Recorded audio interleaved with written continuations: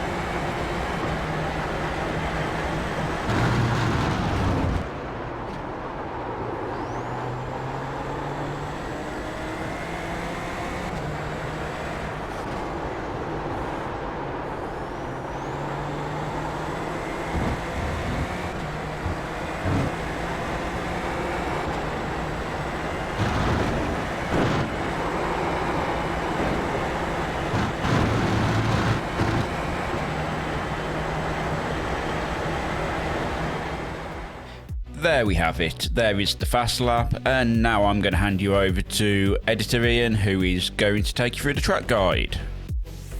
So here we are with this week's track guide at Catalunya. And as we crossed the start-finish line to start our flying lap. So here we go. We're going to move over towards the left-hand side of the track. We are going to be looking for the 200 meter board, because after that we've got the 100 meter board, and then we have the orange on the wall. After that we're going to be onto the brakes. We're going to drop the car down into third gear to help the rotation, quickly short shift into fourth, use the inside curb, and then we're going to run it all the way out. And then we're going to leave it in fourth gear. We're going to straddle the curb a little bit, keep it nice and tight into fifth, and now we're going to let the car drift out towards the outside of the track. So I use all the curb here, I actually straddle it.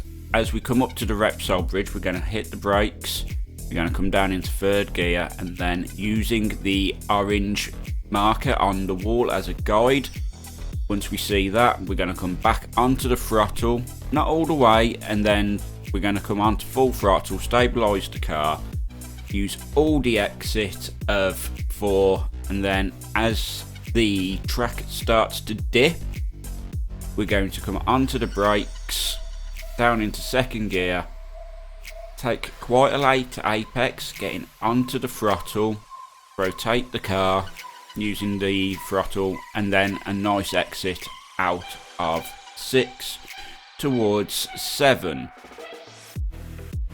As we arrive at 7, we're going to use the curb to brake. Only a little bit, then we're going to come get all the inside of the curb in 4th gear, hard on the throttle, avoiding the yellow sausage curbs here. Using all of the exits here, keep it in 4th, then we're going to upshift to 5th, use the inside curb, flat through here, use as much as the outside. Do be careful, you can get a 1x there, but you'll be good. So we're going to come towards the bridge, we're going to come over to the right hand side of the track. Just as the bridge arrives, we're going to hit the brakes. We're going to drop it down into 3rd gear, come all the way inside the corner, onto the throttle, try to keep it tight to carry as much speed as we can. We're going to come back over to the left hand side of the track. At the end of the curb, we're going to start turning it back in, drop it down into 3rd, look for the yellow sausage curb on the inside. As we approach that, we're going to get full throttle. It's going to push the car out. We're going to use all of the outside.